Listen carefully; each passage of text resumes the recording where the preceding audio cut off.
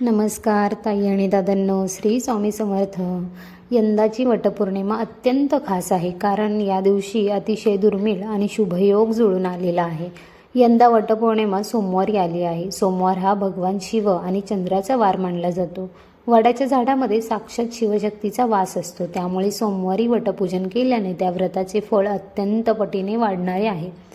ज्योतिषशास्त्रानुसार या दिवशी आकाश मंडळातून शुभयोग आणि सौभाग्ययोग निर्माण होत आहेत. हा योग वैवाहिक जीवनात सुख समृद्धी आणि पती पत्नीमधील प्रेम वाढवण्यासाठी अत्यंत फलदायी मानला जातो. ही स्थिती आहे ज्या दिवशी सती सावित्रीने आपल्या दृढ संकल्पनेने आणि बुद्धीच्या जोरावर यमराजाकडून आपले पती सत्यवानाचे प्राण परत आणले होते. म्हणूनच हा सण केवळ एक परंपरा नसून स्त्रीच्या प्रेमाची आणि आत्मबलाची शक्ती दर्शवतो. यंदा 29 जून 2026 रोजी सोमवारी वटपौर्णिमा साजरी केली जाणार आहे.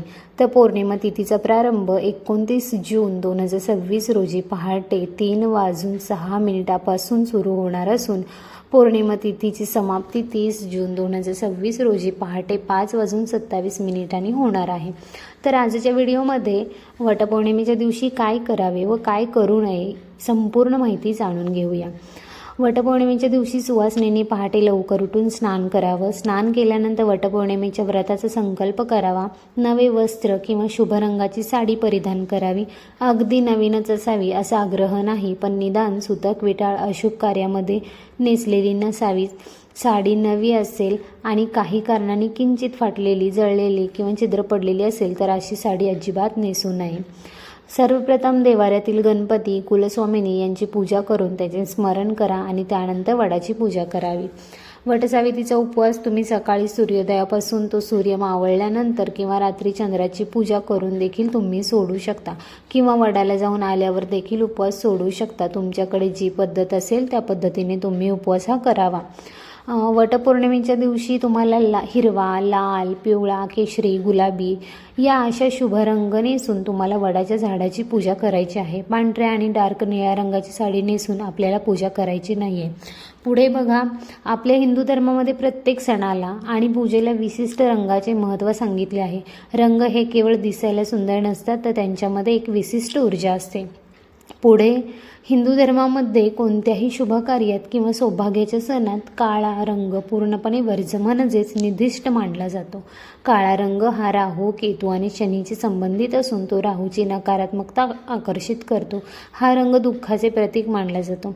त्यामुळे वटपौर्णिमेला काळी साडी, काळी बॉर्डर असलेली साडी किंवा बांगड्या अजिबात घालू नका. तसेच पांढरा रंग हा देखील सौभाग्याच्या पूजेत वापरत नाहीत, त्यामुळे तोही टाळा. त्याप्रमाणे डार्क निळ्या रंगाची साडी देखील घालू नका.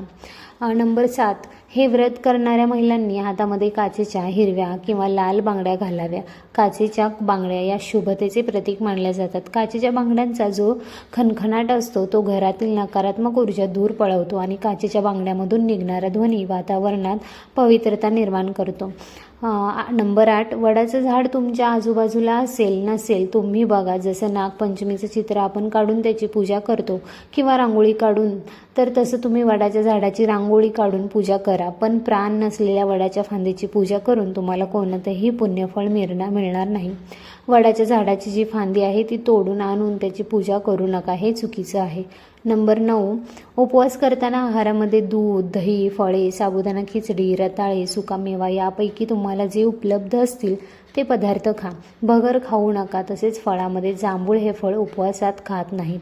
नंबर 10, सोयर, सुतक, मासिक धर्म यासारख्या अडचणी असतील तर पूजा करणं टाळा, फक्त उपवास करा.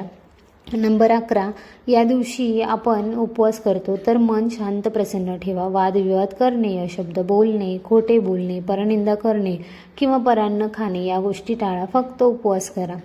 नंबर 12, या दिवशी आपण उपवास करतो तर मन शांत प्रसन्न ठेवा. वादविवाद करणे, अशब्द बोलणे, खोटे बोलणे, परनिंदा करणे किंवा परान्न खाणे या सगळ्या गोष्टी टाळा. तसेच तामसिक पदार्थाचे सेवन करू नका. समजा या दिवशी तुम्हाला ओटी भरण्यासाठी कुणीही सवाशीण मिळाली नाही तर एखाद्या देवी मंदिरात जाऊन देवीची किंवा देवळातील कुलस्वामिनीची ओटी भरली तरी पण चालेल. ज्या महिला प्रेग्नेंट आहेत म्हणजे गर्भवती आहेत त्यांनी त्या पूजा करायला जाणार असतील तर त्यांनी फक्त फक्त पूजा करा, प्रदक्षिणा घालू नका. दुसरी गोष्ट म्हणजे कुणाचीही ओटी भरू नका आणि कुणाकडून ओटी भरून सुद्धा घेऊ नका. आणि ज्यांना गरोदरपणामध्ये त्रास होत असेल त्यांनी यंदा पूजा आणि उपवास दोन्ही टाळलं तरीही चालेल. कथा मात्र तुम्ही नक्कीच ऐकू शकता. वडाच्या झाडाखाली दिवा लावणार असाल तर तुपाचा दिवा तुम्हाला झाडाच्या उजव्या बाजूला लावायचा आहे आणि तेलाचा दिवा लावत असाल तर तो वडाच्या झाडाच्या डाव्या बाजूला लावायचा आहे. वटपौर्णिमेला तुम्ही शुभमुहूर्त पाळू शकत नसाल तर दिवसभर कधीही पूजा करू शकतात. फक्त संध्याकाळी सूर्यास्तानंतर तुम्हाला वडाची पूजा करता येणार नाही, हे लक्षात असू द्या. धर्मशास्त्रानुसार सांगायचं झालं तर संध्याकाळी सूर्यास्तानंतर आपण कोणत्याही झाडाची पानं फुलं तोडू नये, कोणत्याही झाडाला स्पर्श करू नये असे सांगितले जाते. वडाच्या झाडाची पूजा शक्यतो तुम्हाला जमेल तर जास्तीत जास्त 12 वाजेच्या आधीच आपल्याला पूजा करायची आहे.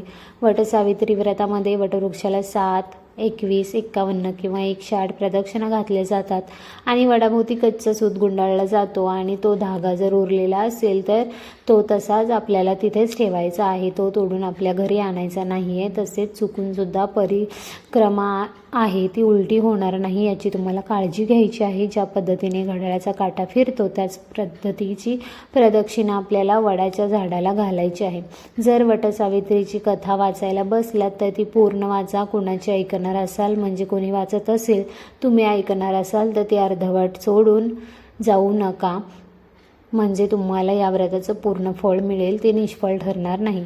वडाचं झाड हे दीर्घायुष्य आणि विस्तारणाऱ्या कुटुंबाचे प्रतीक मानले जाते. वड म्हणजे वडाचे झाड जे शेकडो वर्ष जगत असतं आणि वडाच्या झाडाला ब्रह्मा, विष्णू आणि महेश या तिन्ही देवाचे रूप मानले जाते. त्यामुळे मुळांमध्ये ब्रह्मा, खोडात विष्णू आणि फांद्यामध्ये शिव वास करत असल्याचे मानले जातात. वडाचं झाड 100 वर्षापेक्षा अधिक वर्ष जगते, म्हणून या दीर्घायुष्य झाडाची पूजा स्त्रिया आपल्या पतीचे दीर्घायुष्य मिळावं किंवा ते आरोग्यदायी राहावं यासाठी पूजा करतात. वटपौर्णिमेच्या दिवशी सावित्रीची ओटी भरताना गव्हाचाच वापर करावा, पण तुमच्याकडे तांदूळ वापरत असतील तर हरकत नाही, पण 99% लोक फक्त गहू वापरतात, तर शक्यतो गव्हाचाच वापर करण्याचा प्रयत्न करा. गव्हानेच ओटी भरायची आहे आणि ही जी ओटी आहे ती सावित्रीला अर्पण करायची आहे. अशा पद्धतीने तुमची पूजा पूर्ण होणार आहे.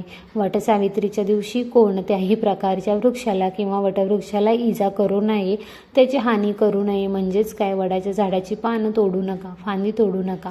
व्रत करताना मनामध्ये नकारात्मक विचार, कोणाबद्दलही काही द्वेष भावना हे मनामध्ये आणू नका आणि कोणाबद्दल काहीतरी वाईट विचार मनामध्ये आणून पूजा केली तर त्याला काही अर्थ नाही आहे. तर महिलांनी या वटपौर्णिमेच्या दिवशी नवीनच साडी नेसायची आहे किंवा आपल्या लग्नातला जो शालू असतो तो तुम्ही नेसला तरीही चालेल. हातात हिरवा चुडा घालायचा आहे. वटपौर्णिमेला वडाच्या पूजेनंतर 5 महिलांची तुम्ही ओटी भरू शकता. तिथे 5 महिलांच्या ओटीमध्ये थोडंसं गहू आणि एक आंबा असं आपल्याला द्यायचं आहे. त्या 5 महिला आपल्याला सेम त्याच पद्धतीने गहू आणि आंबा आपल्या ओटीमध्ये देत असतात. काही ठिकाणी 1-1 रुपयाचे कॉईन देखील टाकले जातात. तर या दोन्हीपैकी तुमच्याकडे जे करण्याची पद्धत आहे ते करू शकता. किंवा या दोन्ही पद्धती तुमच्याकडे नसतील तर तिथे आहेत त्या महिलांना किंवा तुमच्या ओळखीच्या महिलांना किंवा कमीत कमी 5 महिलांना तुम्हाला हळदी कुंकू जे आहे ते लावायचं आहे. पूजेनंतर घरी आल्यानंतर पतीला औक्षण करायचं आणि त्यानंतर पूर्णावरणाचा जो काही आपण स्वयंपाक बनवलेला आहे तो खाऊन आपल्याला उपवास सोडायचा असतो. वटपौर्णिमेच्या दिवशी गोमातेला हळदी कुंकू लावा, तिला नमस्कार करा, स्वतःच्या हाताने मुठभर गहू खाऊ घाला. त्याचबरोबर जाताना एखादी चपाती ताजी घेऊन जा, तिला तूप गूळ लावून घेऊन जा आणि स्वतःच्या हाताने खाऊ घाला. आता वटपौर्णिमेच्या दिवशी कोणत्या शुभ रंगावर वडाच्या झाडाची पूजा करावी, तर यंदा वटपौर्णिमा 29 रोजी साजरी केली जाणार आहे. या दिवशी सोमवार आहे. वटपौर्णिमा म्हणजे ज्येष्ठ पौर्णिमा प्रारंभ होणार आहे रविवारी 28 जून रोजी पहाटे 3:06 आणि पौर्णिमा समाप्त होणार आहे 30 जून रोजी पहाटे 5:26 उदय तिथीनुसार 29 जून रोजी संपूर्ण दिवसभर पौर्णिमा असणार आहे. वटपौर्णिमेच्या दिवशी काही शुभ मुहूर्त आहेत. या दिवशी वडाच्या झाडाची पूजा करण्यासाठी सकाळची वेळ सर्वोत्तम मानली जाते. पंचांगानुसार काही शुभ मुहूर्त दिले आहेत, जसे अमृत मुहूर्त आहे पहाटे 5:26 पासून ते सकाळी 7:11 हा शुभ मुहूर्त आहे. त्यानंतर सकाळी 8:55 पासून ते सकाळी 10:40 आणि याच दिवशी अभिजित मुहूर्त म्हणून सकाळी 11:25 पासून ते दुपारी 12:20 असणार आहे. आता या वेळेमध्ये आपण वडाच्या झाडाची पूजा करू शकता. मात्र सकाळी 7:30 वाजल्यापासून ते सकाळी 9 वाजेपर्यंत म्हणजे या 1.5 तासाच्या दरम्यान राहू काळ असल्याने शक्यतो या काळात पूजा करणं टाळावी. आणि हा राहू काळ सोडून आपण पूर्ण दिवसभर अगदी 6-6:30 वाजेपर्यंत पूजा केली तरी देखील चालेल. वडाचं झाड 100 वर्षापेक्षा अधिक वर्ष जगते, म्हणून या दीर्घायुष्य झाडाची पूजा स्त्रिया आपल्या पतीला दीर्घायुष्य मिळावं किंवा ते आरोग्यदायी राहावं यासाठी करतात. वडाच्या झाडाची म्हणजे साक्षात ब्रह्मा, विष्णू, महेश आणि शिवशक्तीची पूजा करतो तेव्हा आपल्या अंगावरील शुभ रंग पूजेची सकारात्मकता, ऊर्जा आणि आपल्या शरीरा आणि आपल्या मनामध्ये संक्रमित करतात. योग्य रंग परिधान केल्याने मनाला शांतता लाभते, पती-पत्नीमधील प्रेम वाढते आणि घरातील नकारात्मकता दूर होते. तर हा माहितीपूर्ण व्हिडिओ कसा वाटला? आवडला असेल तर व्हिडिओला नक्की लाईक करा, शेअर करा व चॅनलला सबस्क्राईब करायला मात्र अजिबात विसरू नका.